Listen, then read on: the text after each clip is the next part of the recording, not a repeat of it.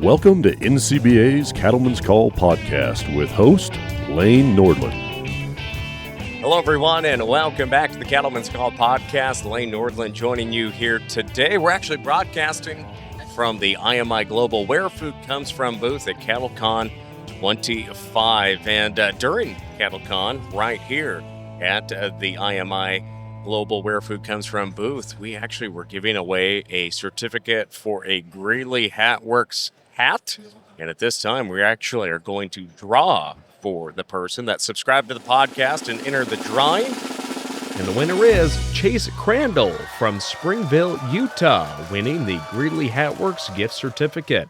And again, congratulations on that certificate for that Greeley Hatworks hat. And a big thank you to IMI Global and Where Food Comes From for putting that all together and hosting us here at the trade show in San Antonio once again. And speaking of IMI and Where Food Comes From, we're going to be joined here by John Saunders, CEO and co-founder of the organization, along with our friend Clint Berry with Superior Livestock. I screwed that up. I was trying to combine it all together into a nice acronym. Clint Berry, a Superior Livestock rep, one of the best in the land. He markets a lot of cattle.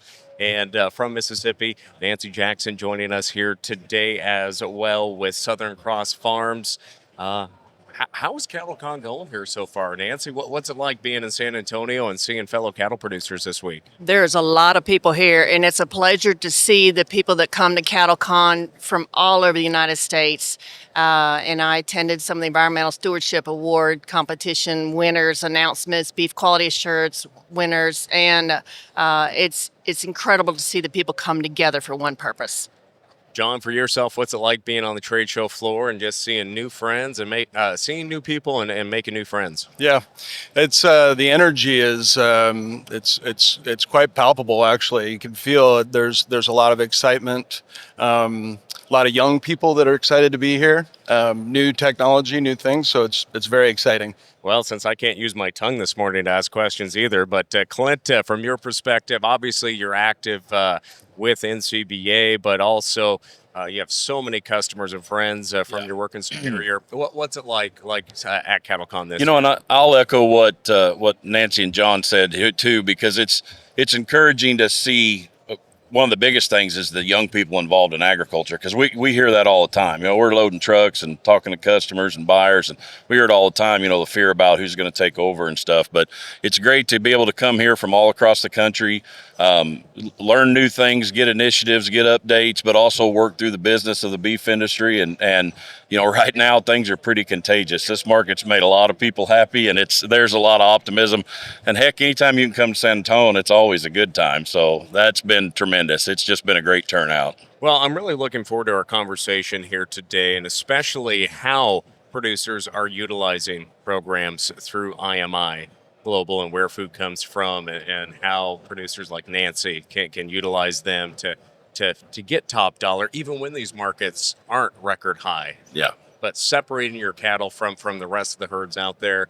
And Clint, your perspective in repping these cattle as well. But unfortunately, a cattleman's college session was going on, so we don't get Leanne Saunders. We're getting John Saunders today. That was a last minute change. So, but obviously, John, you and your wife Leanne started Where Food Comes From and IMI Global. How many years back did you start this? 30 years. Wow. Yeah. It seems like a big number when I say it. I can remember when 30 years old seemed like it was something that was going to take a while to get to. So now having a business that's 30 years old is it's very humbling. It's very humbling to be sitting next to these two people. You're right. Leanne is much better at this than me, so she had a bigger audience to talk to. Sorry, Lane. Well, there is millions of people tuning into the podcast right now post event, but those Cattlemen's College sessions are very important, with thousands attending those as well. So, but John, let's talk about how the concept for Where Food Comes From and IMI Global came from. Let's talk about how the entities work together, what they are, and really how that dream 30 years ago has turned into what it is today. with a podcast in your booth with me. Isn't that what you'd always dreamed of? It is. Yeah. It is. I remember the very first day. It was 25 years ago that I think it was the very first time that we got involved with Superior Livestock Auction. And it was a combination of the work that I had been doing relative to traceability and using electronic identification tags, and the source verification and the claim verification that Leanne had been working on. So Butch Mayfield, my father-in-law, a longtime Superior rep, was my first guinea pig. And it was 25 years ago that we put the first electronic identification tags in cattle that were sold on Superior Livestock.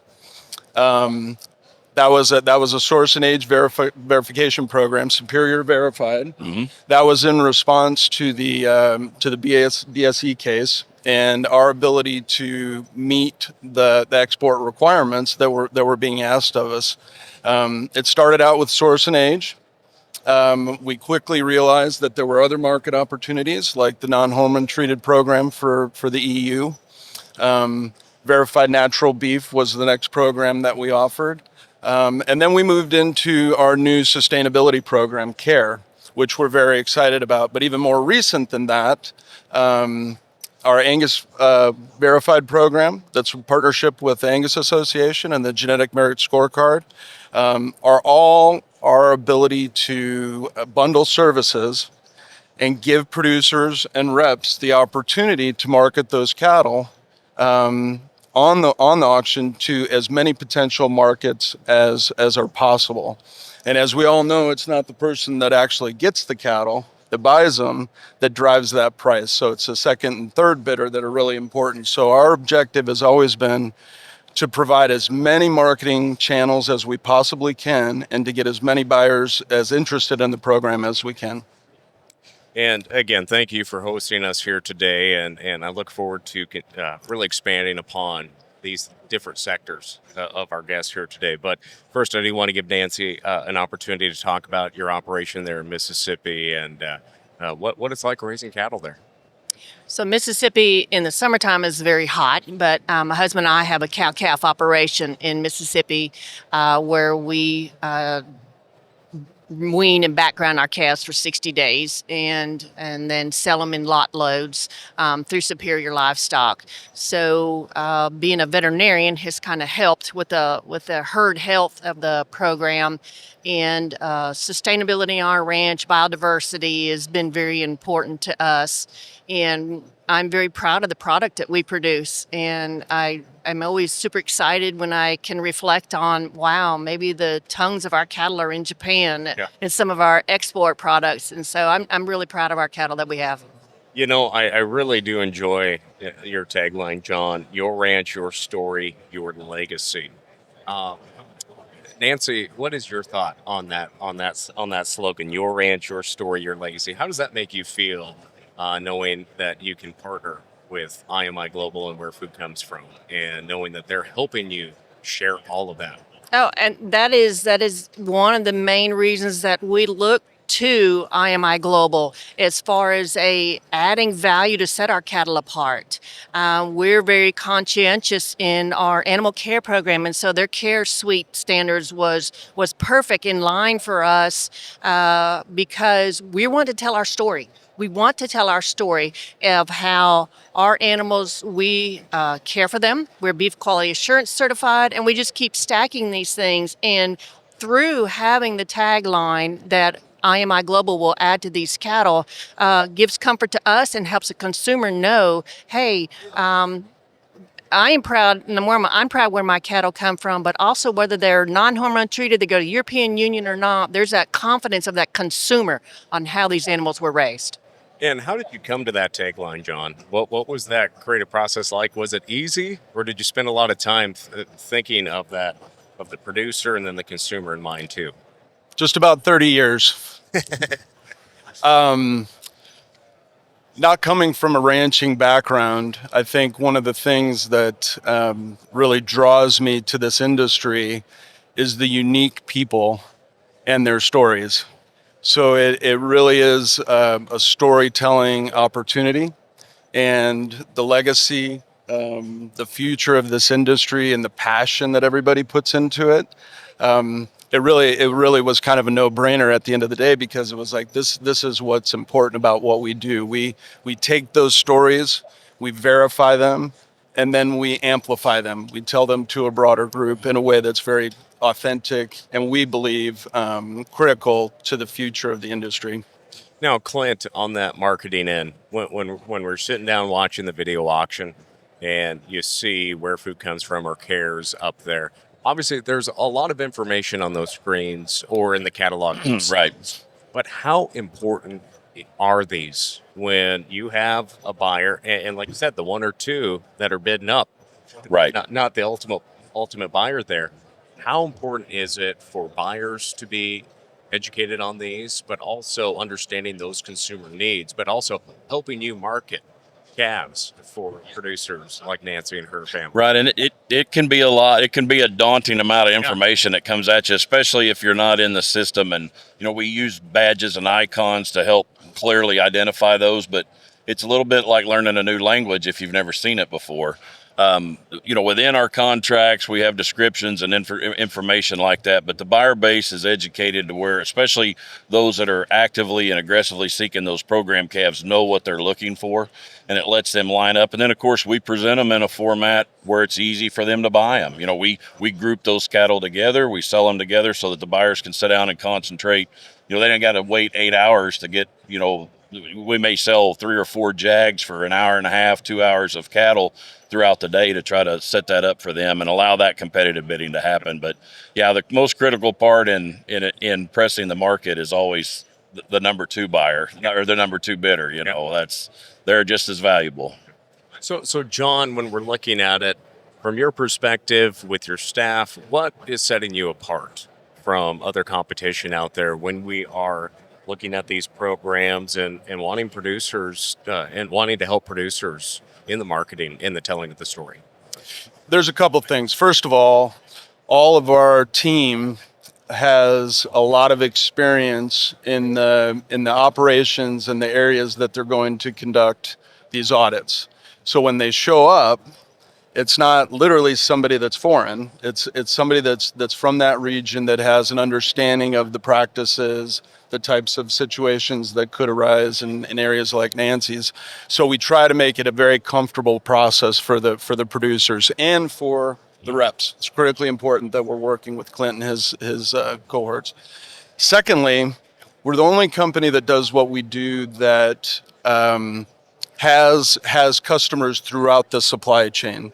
So we work with grow yards and feed yards and packers and retailers just as much as we work with producers.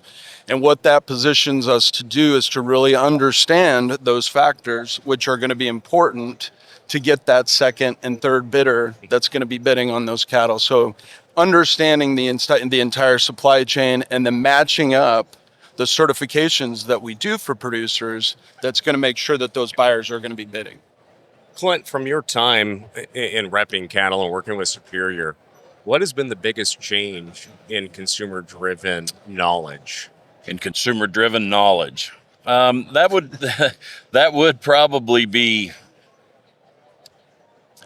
that would be a hunger for exactly what all of us have been talking about, is how food is raised. We just continue to get generationally separated from the land, the average consumer, and there is a hunger to understand there's all kinds of adjectives to use, but what's wholesome, what's safe, what's environmentally friendly. How do I know that you're doing the right things? And I mean, that dynamic in the marketplace is not going away. And to be fair, as producers, that dynamic in the marketplace is our edge. Of all the protein produced in the world, we have the greatest story because we convert grass into beef, using sunshine and through God's graces, we're able to do this and create the best protein in the world. And our story is one that is very appealing to the average consumer. And that's where these things, that would be probably the information that's changed the most in my years as, starting out as a kid out of school and then where we are now. We didn't really talk about that before, but.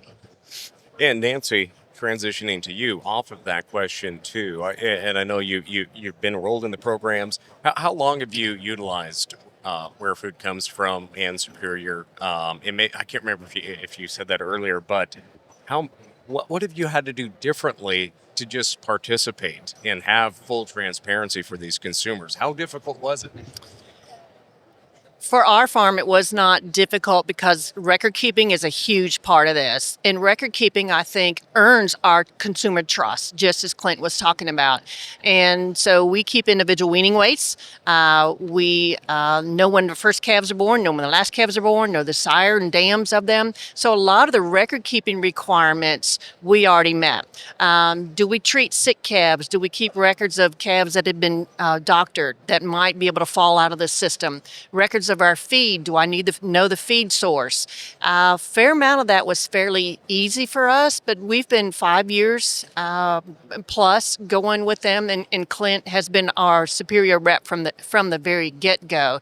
So that was fairly easy. The on-site audit, as John was talking about, was kind of, I guess, nerve-wracking from the beginning as you come in. But as John talked about, I have been very pleased with my auditors' ability to see and pick out as they go through our pasture. Here's a lame cow. How would you handle her? How do you handle her? So that standard that is set by what IMI Global's auditors look at is very high. Is very high. So like I said, then it feeds again into the consumer trust that what product we are producing. And what, in particular, program verification programs are you enrolled in?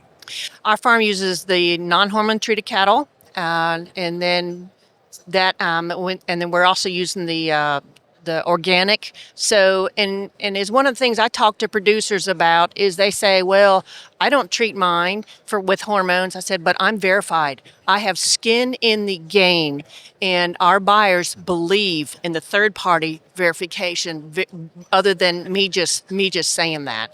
And so that's what those enrollment programs. We're beef care beef BQA certified, and we're CARE certified. And back to you, Clint, when we're looking at this too, how much enthusiasm is out there from buyers and then ultimately the processors as well going to the consumers? How has this enthusiasm really carried more producers into the program? You know, and it's been an upward trend line since the Cow That Stole Christmas, when we could finally open back up and start shipping cattle back through the agent source programs, you know, and be able to get back into our Asian markets. As we've gradually grown those programs have just gotten more relevant. And, you know, there was early on, I can say this is just my opinion, but, you know, early on at Superior, there was a time that you kind of feared, well, are we going to reach a threshold where our supply exceeds our demand for those program cattle, regardless of which program it might be. But what we've seen is, as we've continued to grow supply, we've continued to grow demand, which is not uncommon in a business model if you stop and think about it. But just as bluntly as I can say it, if you've got to make sure that the programs, and there's a variety of them, they're not all one thing. So there's different tools that you can use. You don't have to use all of them. You can combine them. You can do different stuff. But if you want your cattle to press the top of the market, they've got to be third-party verified to add some extra value on top of what you're bringing to the table from your health and your genetic standpoint. And obviously, we've discussed at length about the transparency and letting consumers know what these cattle, where they've been raised, what they've been through, and their quality of life. But what are some of the key questions that consumers do want addressed as part of knowing that transparency? John, do you track that, or because obviously preference is key when at the grocery store or wherever they're buying their beef. What are some of those key indicators that maybe we work to address through that verification over the years?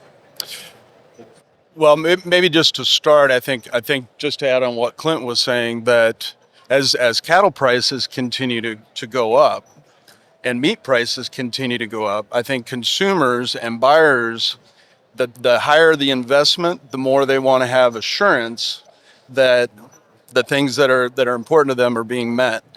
I really think it's a values conversation between a consumer and a producer.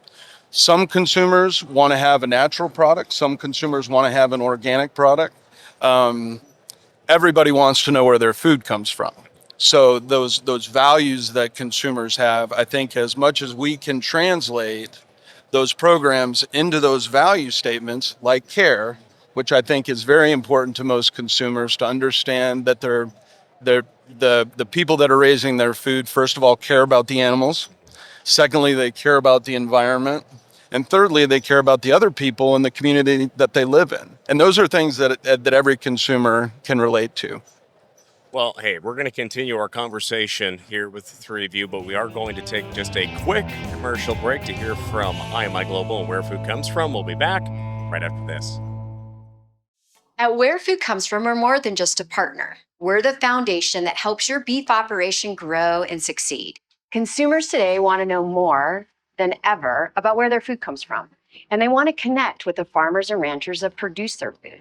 We branch out to provide a comprehensive canopy of solutions, including verification and certification solutions, data analytics, sustainability strategies, and consulting, all that are grounded in trust and integrity. With deep beef industry expertise and personal connections, we help you cultivate a story that resonates with consumers who care about the origins and quality of their food products. Where food comes from, rooted in trust, branching out with solutions, and growing your success. Again, a big thank you to Where Food Comes From and IMI Global for letting us take over their booth for a day at CattleCon 2025. Footage is precious here at the trade show. We got 9 acres, but it is packed, so we appreciate them coming in. And of course, tip of the hat for that Greeley Hat Works certificate that was given away for folks subscribed to the podcast during CattleCon, of course. Now, Nancy, what are some words of encouragement you have for producers that are a little hesitant about looking at these programs? You know, I know we got that next generation coming on, and my dad always likes to use the phrase, "Did you learn that in college?" And there's been times where I have tried to implement things like stacking bales differently and all in a straight line like they taught us in forages class, and then it snows 4 feet and then it blows 10 feet on top of it and you can't dig the bales out. That was a fail on our operation. It's a good strategy. So my dad always likes to throw out that, "Did you learn that in college?" But for folks looking to diversify their risk, make more of an investment in a priority for that end user as well, what are your tips for folks about looking at the services provided by IMI and Where Food Comes From, and just the process of what it's like working with Clint as well, marketing them? People that are younger than me grew up in the digital age. And so the transmission of data, they're not afraid of. They're used to technology. They're used to devices that can capture data, that can transmit data, Bluetooth, and that sort of stuff. And so the younger generation, that's a whole lot easier for them to grasp and understand the ease of digital record keeping and stuff. But to be able to differentiate my black-hided cattle from other black-hided cattle is what I encourage the producers to do. Because by having this differentiation, you can tap into a better market. You can tap into the chance for a person like Superior in Clint to be able to say, you know, hey, I've been out there, I've videoed these cattle, I've seen the dams and the sires, and yes, you're only seeing a very small video of the cattle, but my rep has a whole picture of the whole operation. So I definitely encourage people to encounter and to approach that. Maybe they're not the largest producer in their area, but they can also go together with other producers that have the similar age and kind cattle. And still, again, they're going to talk to their rep and see how best to market the cattle that have these certifications. And when we're looking at resources, John, that you are providing producers and the innovation that comes with it as well, what is the beef passport? That I know that was something that I've heard around the trade show here. What is that as a resource for producers? Yeah, back to when I started, I was a software developer. So my very first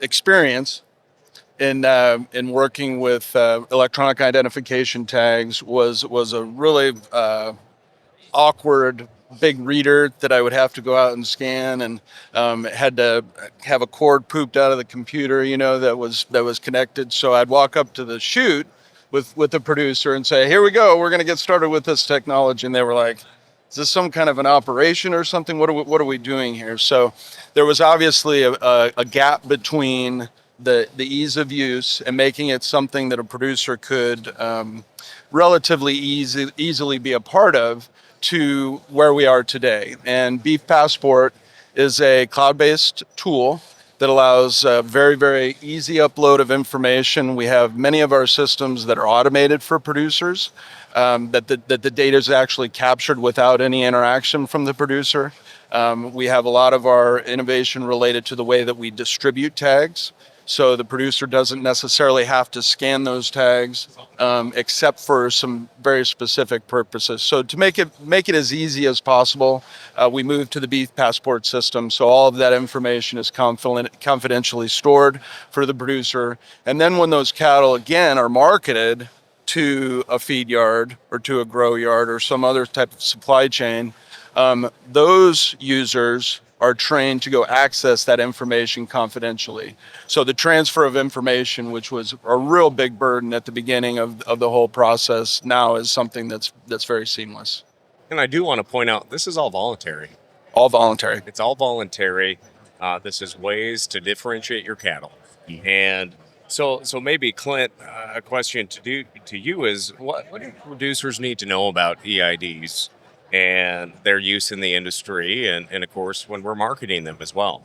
Yeah, you're to drive home what you just said. It's all voluntary and market driven, which is, that's the American way right there. That's what we like best about it. The EID tag technology is just its simplicity in motion. Especially when you start talking about speed of commerce. It just that flow is much easier. Like John talked about the passport. Simplistically, what that is the easiest way to transfer the paperwork that goes along with it, so that we don't have issues of it being lost in the truck, or where this is, or we can't read that on the pictures that you've taken. Those things just simplify everything for the producer and clarify everything on the buyer end as well. The EID technology is wonderful, but understand that's the tool to start the process for the verification claims. And I think that's the critical part in the deal. And two things I'd like to say that kind of bust some myths maybe that I hear a lot of times from producers, especially if they're not familiar with programs, and to a consumer that might be listening. All beef is safe and nutritional in the food supply chain, regardless of how it's raised.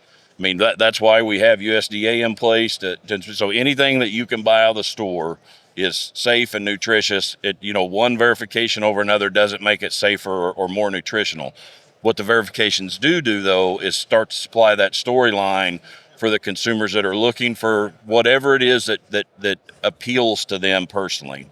And sometimes that's quality. Sometimes that's how it was raised. Sometimes that's talking about sustainability and the environment. But those are all important topics. And the other one for the producer, to speak to the producer in the room, I know that it can be overwhelming because you're looking at icons on our screen when we're selling, or you're looking at paperwork, and there's 4, 5, 6, 8, 10 different programs out there. You don't have to do every program.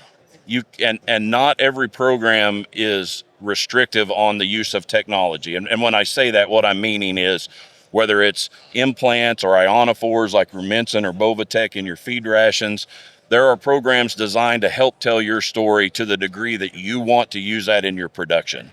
So it doesn't have to be an all or none. I've got a lot of customers that are, I like to look at it like a ladder, like rungs on a ladder. I've got a lot of producers that are 4 or 5 rungs deep, using stacking programs on top of one another.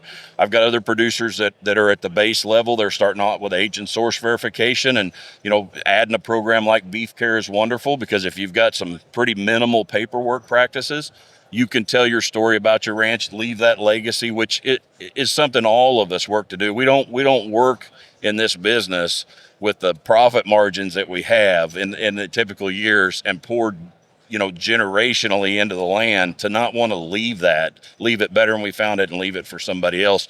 These programs are a way to help you do that and capture some value for things you're already doing. So the biggest thing is, don't be afraid to reach out to IMI and their crew, because they, like John said, they have been wonderful to work with for producers, because your auditors, they are producers too. They come from producer families. It helps with that. You're not talking to somebody that doesn't speak your language or understand your life. Yep.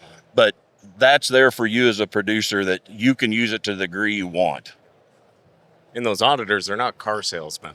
Yeah. I think is important to point out. And like you said, it is having someone come out can be a little stressful. You don't know what it's like. But again, I just maybe want to bring that up again, just the relationship that you build with IMI's auditors.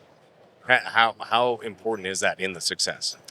The relationship with the auditors is really important because I've been able to call upon my auditor and say, hey, I've got my cattle are shipping pretty soon. I need my shipping certificate, and it's really quick. It's really quick. They know my farm. They know, oh yes, you sold on this date. Your cattle are shipping on this date. So no, I've been exceptionally pleased with the auditors and the customer service that I've received.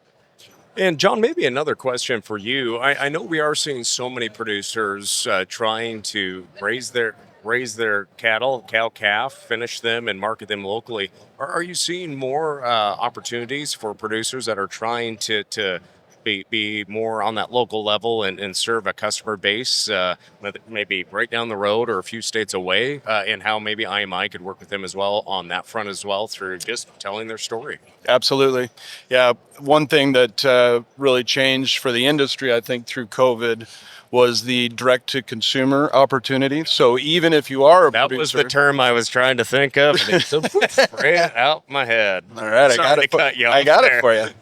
So yes, even if you're going to market some of your cattle to a more traditional supply chain, I would say probably 25 to 50% of our producers have thought or engaged in some kind of a program that's going to offer their product directly to a consumer.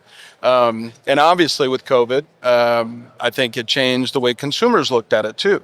So now we've got this new opportunity in the industry for producers in a locale that maybe, would never have had an opportunity for them to market their product as actually become an asset for that ranch, because as we talked about, it's an experience to go visit a ranch. And if you're able to have that connection directly with a producer, I think it just hits it out of the park for the consumer. Well, and it verifies the claims, because there's a lot. It takes a lot to finish your own product for so many producers that are doing the direct-to-consumer model. We know how hard that can be, but there's nothing more frustrating for me when you're on Facebook land or Craigslist and people are promoting their product. Yes, they're proud of it, but when they degrade other people's and then they have claims, I think it could harm a consumer's preference of a protein like beef if those claims aren't backed up or they have a bad experience. I think that's a big thing to focus on as well. Yeah, no question. Well, again, there's a lot of opportunities, and maybe my last area is what is down the road?